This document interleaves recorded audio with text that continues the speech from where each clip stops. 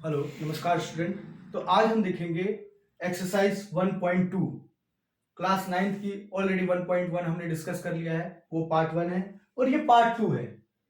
इसमें जो हमने एक्सरसाइज 1.1 में कुछ कॉन्सेप्ट देखे थे, वही कॉन्सेप्ट हमें क्या करना है इस एक्सरसाइज में भी सिंपल अप्लाई करना है।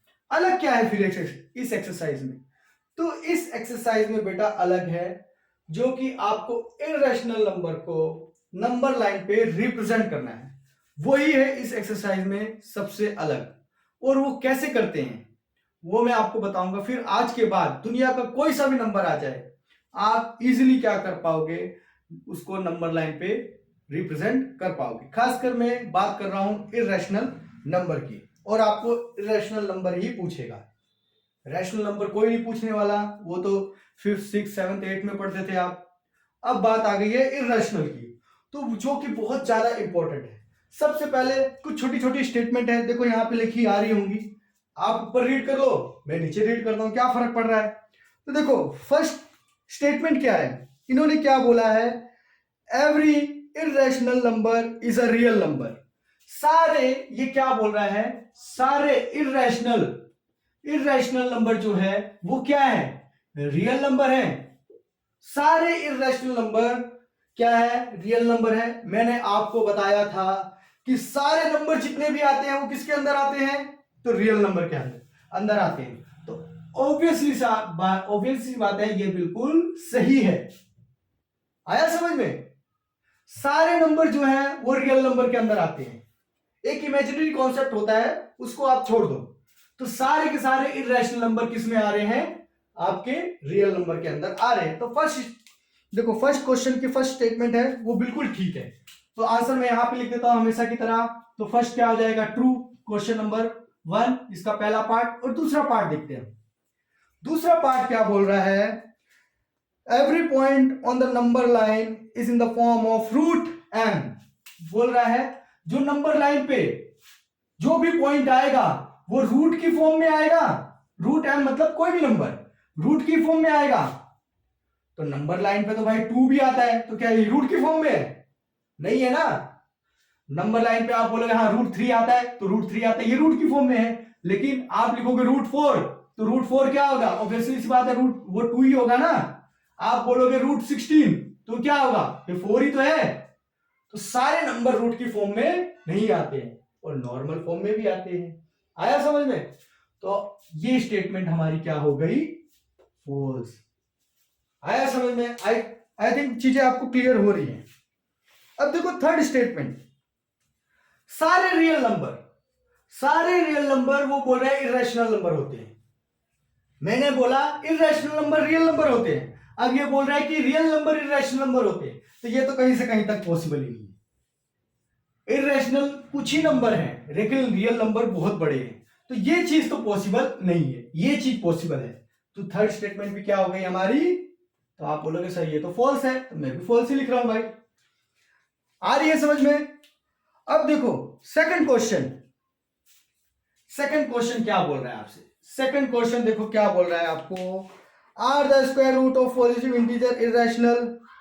देखो कोई भी पॉजिटिव इंटीजर है उसका स्क्वायर रूट करोगे तो वो क्या इरेशनल होगा?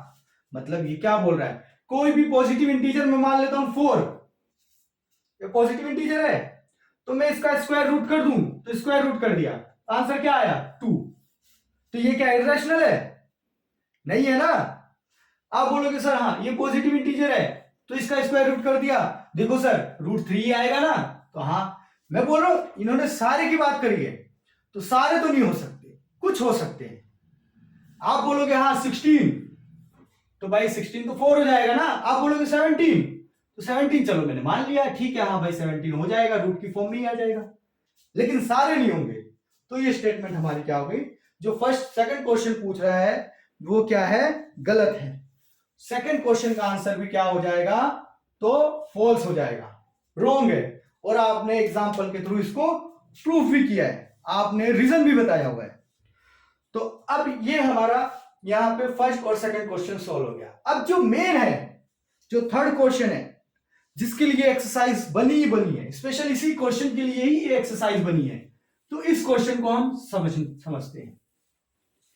देखो मैं बता रहा हूं ना, आज के बाद दुनिया का कोई भी रूट में वैल्यू आएगी, आप उसको क्या कर पाओगे, नंबर लाइन पे रिप्रेजेंट कर पाओगे।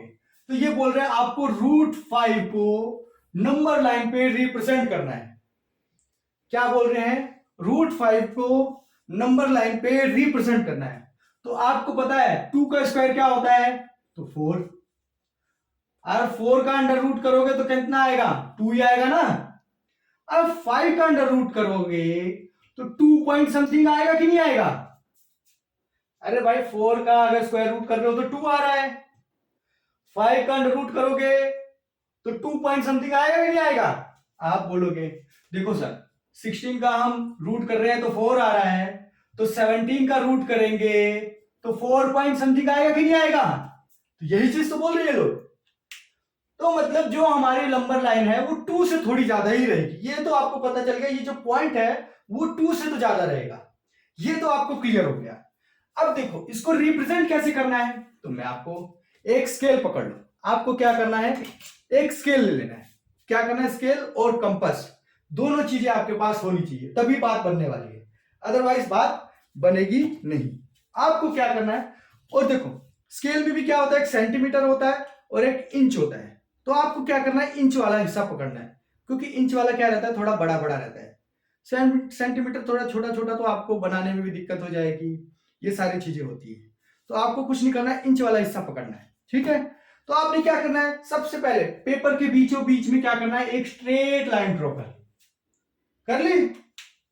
अब आपको क्या करना है, कहीं पे भी 0 ये, फिर 1 इंच पे 1, 2 इंच पे 2, 3 इंच पे 3, 4 इंच पे 4, ऐसे पॉइंट डिनोट कर दो, कोई टेंशन नहीं, इतना कर दिया। अब आपने देखा 5 के आसपास स्क्वायर रूट कितना आ रहा है, तो आपने बोला 2 का स्क्वायर आ रहा है सर। 5 के आसपास जो स्क्वायर रूट निकल रहा है वो कितना निकल रहा है, 2 ही निकल रहा है ना। तो आप 2 पे पॉइंट कर दो, बस इतना कर दिया, इतना एक बार कर लिया। तो अब आपको क्या करना है, इस पे आपने पॉइंट किया, ध्यान रखो इस पे आपने पॉइंट कर लिया। तो अब आपको क्या करना है, कंपास पकड़ना है, मेरा हाथ ही मेरा कंपास है। तो आप क्या करो, देखो ये कंपास यहां पे रखा, एक मिनट दोनों मार्कर यूज करता हूं, ये कंपास यहां पे रखा और इसको क्या करो, ऐसे ऐसे बना दो, ठीक है। फिर आपने क्या करना है, यहां से आपने एक ऐसा कट मारा, फिर आपने क्या किया, एक ऐसा कट मार दिया, ठीक है। फिर आपने क्या किया, इस पॉइंट पे रख के एक ऐसा ऐसा कट मार दिया, और फिर इसको रख के आपने एक ऐसा कट मार दिया। तो आप बोलोगे सर ये तो आपने हमें बेवकूफ बना दिया। हाँ बेटा बना दिया, क्योंकि आपको क्या करना है, सिंपल 90 डिग्री का एंगल बना देना। इतना आपने काम कर दिया तो समझ लो आपका काम हो गया, 90 डिग्री का एंगल बन गया। अब आपने क्या करना है, ये 0 है और ये 2 है। देखो स्क्वायर रूट कहां पे आ रहा है, 2 पे आ रहा है ना, तभी आपने क्या करना है, 2 पे ही ये काम किया मैंने, 2 पे ही आपको 90 डिग्री का एंगल बनाना है। अब आपने क्या करना है, ये पॉइंट और ये पॉइंट, इन दोनों पॉइंट को क्या कर दो, आपस में मिला दो, मिला दिया। अब आप इसको दे दो नाम A, इसको नाम दे दो B, इसको नाम दे दो C, कोई फर्क नहीं पड़ता। अब आपने कंपास जो है, कंपास को क्या करना है, आपने यहां पे रखना है और पेंसिल को यहां पे रखना है। देखो कंपास को आपने यहां पे रखा और पेंसिल को यहां पे रखा और इसको थोड़ा सा ऐसा घुमा दिया, ये घुमा दिया, यही आपका क्या है, √5 आया समझ में। क्योंकि मैंने बताया 2 पॉइंट समथिंग होगा, ये 2 पॉइंट समथिंग आ गया कि नहीं आ गया। तो आप बोलोगे हाँ सर ये तो बहुत ही आसान था, तो बहुत ही आसान है, मैंने बताया ना भाई बहुत ही आसान है। अब आप क्या करोगे, देखो अब आपने इतना तो कर लिया, अभी क्वेश्चन खत्म नहीं हुआ है। तो आपको क्या करना है, पाइथागोरस थ्योरम यहां पे लिखना है, क्या, बाय पाइथा क्या, गौरस। ये आपने 8 में थोड़ा बहुत इंट्रोडक्शन देखा है, 10th में आप अच्छी तरीके से समझ लोगे इसको, पाइथागोरस को। तो पाइथागोरस थ्योरम क्या बोलता है कि परपेंडिकुलर की जो अपोजिट वाली साइड है वो सबसे बड़ी साइड होती है। कहां पर दिख भी रही है, AC इक्वल टू क्या हो रहा है, तो आप बोलोगे अंडर रूट में क्या है, तो BC का स्क्वायर है, हाँ है भाई, प्लस फिर आप बोलोगे सर AB का भी स्क्वायर है, तो AB का भी स्क्वायर है। तो आप बोलोगे ठीक है सर। अब एक चीज गड़बड़ हो गई।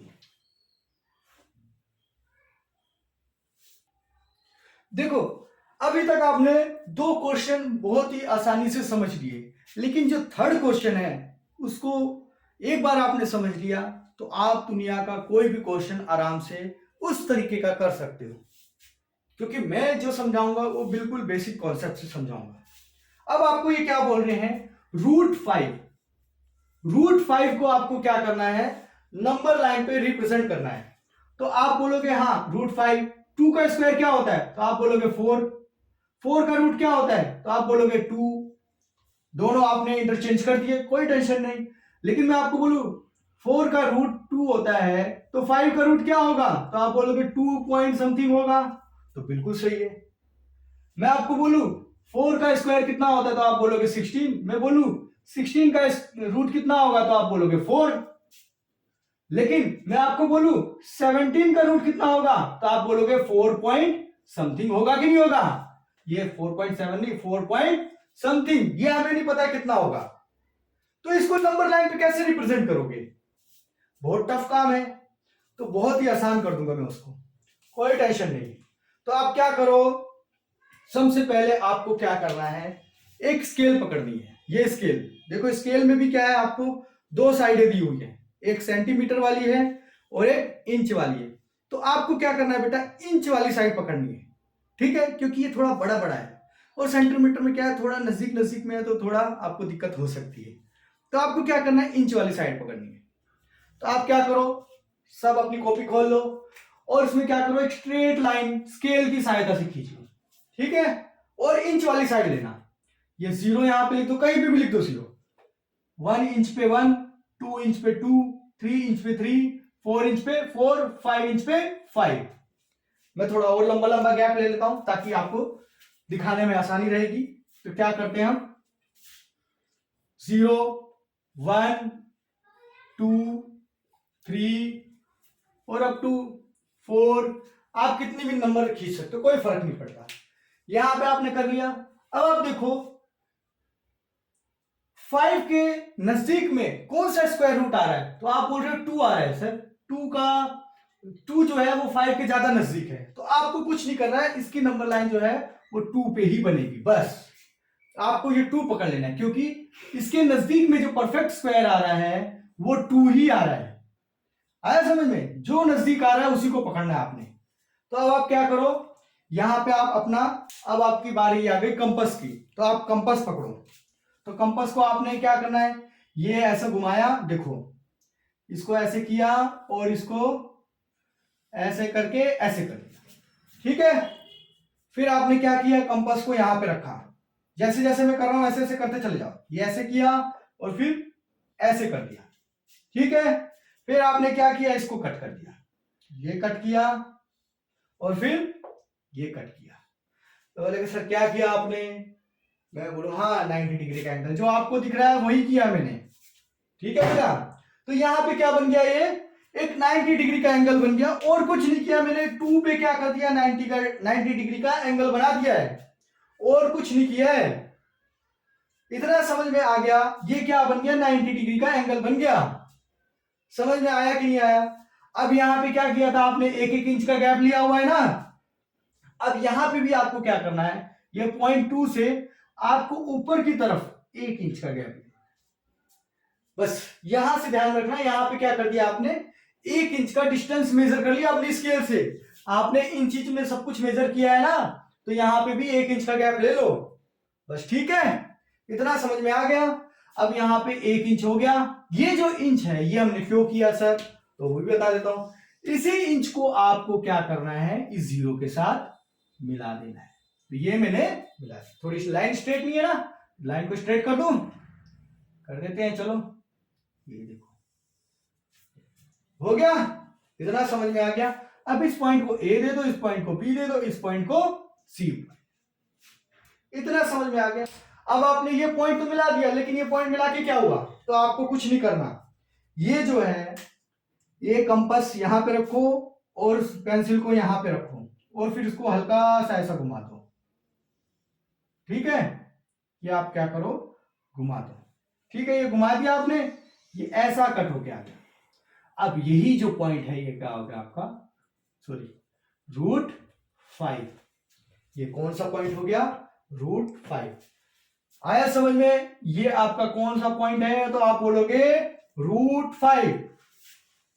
ये आपने पॉइंट फाइंड कर लिया। आप ऐसा नहीं है मैं √5 पे अटकूंगा, मैं √2 का भी निकाल के दिखाऊंगा आपको, टेंशन क्यों ले रहे हो। आप बोलोगे 10 रूट निकाल दो, 10 का भी निकालूंगा, सबका निकाल दूंगा, लेकिन टाइम हमारे पास जितना होगा उतना हम कर लेंगे। तो आप इतना समझ लिया तो आप कोई सा भी रूट इजीली निकाल सकते हो। तो इतना आपको समझ में आ गया, इतना समझ में आ गया ना, हाँ वेरी गुड। अब इतना सॉल्व करने के बाद आपको हट नहीं जाना है, अब आपको अप्लाई करना है पाइथागोरस थ्योरम बाय पाइथागोरस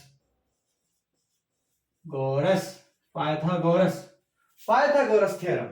तो पाइथागोरस थ्योरम आपने 8th में थोड़ा इंट्रोडक्शन लिया होगा, 10th में जाओगे तो आपको पाइथागोरस को डिटेल में पढ़ना पड़ेगा, लेकिन मैं आपको समझा देता हूं पाइथागोरस होता क्या है। अब देखो ये परपेंडिकुलर साइड है, इसके सामने वाली साइड इसको हम क्या बोलते हैं, हाइपोटेनियस, और ये सामने वाली साइड क्या है, AC है। तो वेरी गुड, AC है। और जो अदर टू साइड है इन सबको स्क्वायर रूट में लिख के इनका सम कर दो, AB का स्क्वायर, ये AB का स्क्वायर हो गया कि नहीं हो गया, प्लस आप बोलोगे सर ये भी तो है, हाँ BC का स्क्वायर कर दो, तो BC का स्क्वायर, ये हमारा क्या आ जाएगा, पाइथागोरस है। तो ये क्या हो गया, AC इज इक्वल टू क्या है, AC इज इक्वल टू क्या है, तो आप बोलोगे देखो ये AB कितना है मेरे पास, तो आप बोलोगे सर 0 से स्टार्ट किया था 1 2, तो 2 हो गया 2 का स्क्वायर, प्लस BC कितना है, तो हमने 1 इंच लिया था ना, तो 1 का स्क्वायर, तो आप बोलोगे हाँ ये 4 + 1, ये आ गया हमारे पास क्या, √5। AC हमारे पास क्या है, ये √5 ही तो है। आई होप आपको चीजें क्लियर हो गई हैं। इसी तरीके से आप कोई भी क्वेश्चन इजीली सॉल्व कर सकते हैं। तो अब मैं एक और क्वेश्चन सॉल्व करता हूं √2 को। देखो ये इसको मिटा लेता हूं ताकि आपको समझाने में और आसानी हो। देखो अब आप बोलोगे सर √2, ये √2 कैसे सॉल्व करेंगे, तो मैं बोलूं आपको 1 का स्क्वायर कितना होता है, आप बोलोगे 1, तो मैं बोलूं √2, सॉरी हाँ देखो 1 का स्क्वायर कितना होता है 1, तो मैं बोलूं √1 कितना होगा, तो आप बोलोगे 1 ही होगा ना। मैंने बोला 1 का स्क्वायर कितना होता है, तो आपने बोला 1, √1 क्या होगा, तो आपने बोला 1। तो मैं आपको बोल दूं, क्या बोलूं कि √2 कितना होगा, तो आप बोलोगे सर 1 पॉइंट समथिंग होगा, यही होगा ना। तो कुछ नहीं, बस इतना समझ गए, इतना ही हमें समझना है। अब क्या करो, वापिस से वो स्केल पकड़ लो और उसको एक लाइन खींच दो कॉपी के पीछे भी, यहां पे 0 ले लो, यहां पे 1 ले लो, यहां पे 2 ले लो, यहां पे 1-1 इंच का गैप लेते चले जाओ, ठीक है। अब यहां पे क्या है, देखो 1, तो आपको क्या पकड़ना है 1, वहां पे 2 पॉइंट समथिंग आ रहा था तो आपने 2 पकड़ा था, यहां पे 1 पॉइंट समथिंग आ रहा है तो आपने 1 पकड़ लेना है। जब 1 पकड़ लिया तो फिर आप बोलोगे सर हाँ 90 डिग्री का एंगल बनाना पड़ेगा, तो बिल्कुल ऐसे इसको काटो और यहां से एक एंगल, दूसरा एंगल, और फिर उसके बाद यहां पे ऐसा कुछ और ऐसा कुछ, ऐसा होगा, और आप क्या करोगे, स्ट्रेट में एक लाइन खींच दोगे। आप बोलोगे हाँ सर ये 90 डिग्री का बन गया, बिल्कुल 90 डिग्री का बन गया है, ये भी 90 डिग्री का, दोनों साइड 90 डिग्री हो गया। तो अब ये चीज आपको समझ में आ गई। फिर आप बोलोगे अब क्या करेंगे सर, तो अभी तक हमने क्या किया, इसको भी क्या करना है, 1 इंच यहाँ पे नाप लेना है। तो जरूरी नहीं है ऊपर ही जाएगा, वो नीचे भी जाएगा, तो आप बोलोगे सर आपका तो ऊपर जा रहा है, हमारा नीचे, कोई फर्क नहीं पड़ता। तुमने बड़ा लेंथ का आर्क बनाया होगा सेमी सर्कल, मैं छोटा बनाया सेमी सर्कल, कोई फर्क नहीं पड़ता, ठीक है। तो अब यहाँ पे 0 है, यहाँ पे 1 है, यहाँ पे 2 है, तो अब ये 1 पे खींच तो दिया मैंने, अब इसको क्या करो, सिंपल ऐसे मिला दो।